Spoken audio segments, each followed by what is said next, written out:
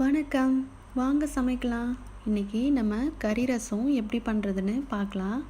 அதுக்கு தேவையான பொருட்கள்லாம் எடுத்து வச்சுக்கலாம். ஆட்டுக்கறி எடுத்துக்கோங்க. அது கூடவே வேக வைக்கிறதுக்கு ஒரு பெரிய சைஸ் வெங்காயம், 2 பச்சை மிளகாய், 1 ஸ்பூன் இஞ்சி பூண்டு விழுது, ஒரு தக்காளி. ரசத்துக்கு தேவையான பொருட்கள் பார்க்கலாம். 1 ஸ்பூன் எண்ணெய், கடுகு உளுத்தம்பருப்பு 1 ஸ்பூன், கருவேப்பிலை கொத்தமல்லி தழை கொஞ்சமாக எடுத்துக்கோங்க. ஒரு மீடியம் சைஸ் தக்காளி இந்த மாதிரி சின்னதாக கட் பண்ணிக்கோங்க. 2 பட்டை மிளகாய், தேவையான அளவு உப்பு. ரசத்துக்கு நுணுக்கிறதுக்காக கொஞ்சமாக தேங்காய், சீரகம், சோம்பு, மிளகு, 4 பூண்டு பல் வச்சு தண்ணி சேர்க்காமல் இந்த மாதிரி அரைச்சி எடுத்துக்கோங்க. இப்போது நம்ம கறியை வேக வச்சுக்கலாம். ஒரு பாத்திரத்தில் நம்ம எடுத்து வச்சுருக்க கறியை சேர்த்துக்கோங்க. அது கூடவே பச்சை மிளகாய், வெங்காயம், தக்காளி, இஞ்சி பூண்டு விழுது சேர்த்துக்கலாம். 1/2 டீஸ்பூன் மஞ்சள்தூள் சேர்த்துக்கோங்க.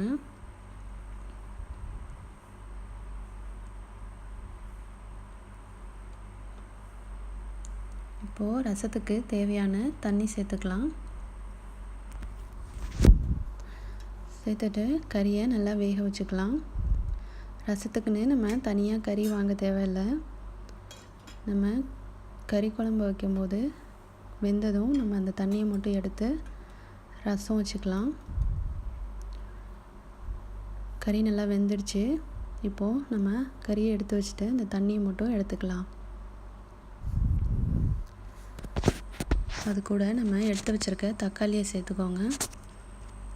இந்த மாதிரி சின்னதாக கட் பண்ணால் நல்லா கரைஞ்சிடும். நம்ம நுணுக்கி எடுத்து வச்சுருக்க பொருளை சேர்த்துக்கலாம். தேவையான அளவு உப்பு, கொஞ்சமாக மல்லித்தழை சேர்த்துக்கோங்க. இப்போது நம்ம ரசத்தை தாளிச்சிடலாம். ஒரு பாத்திரத்தில் நம்ம எடுத்து வச்சுருக்க எண்ணெயை சேர்த்துக்கலாம். எண்ணெய் சூடானதும் கடுகு உளுத்தம்பருப்பு சேர்த்துக்கோங்க. கடுகு நல்லா பொரிஞ்சதும் பட்டை மிளகாய் சேர்த்துக்கலாம்.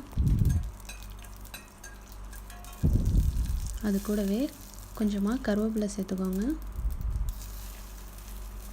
எல்லாம் நல்லா வதங்கிச்சு. இப்போது நம்ம ரெடி பண்ணி எடுத்து வச்சுருக்க ரசத்தை சேர்த்துக்கலாம். சேர்த்துட்டு ஒரு 5 நிமிஷம் மூடி வச்சு,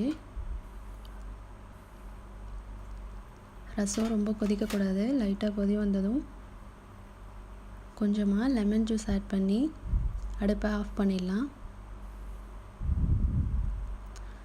அவ்வளோதான், சுவையான கறி ரசம் ரெடி ஆயிடுச்சு. இதை உங்கள் வீட்டில் செஞ்சு பாருங்கள்.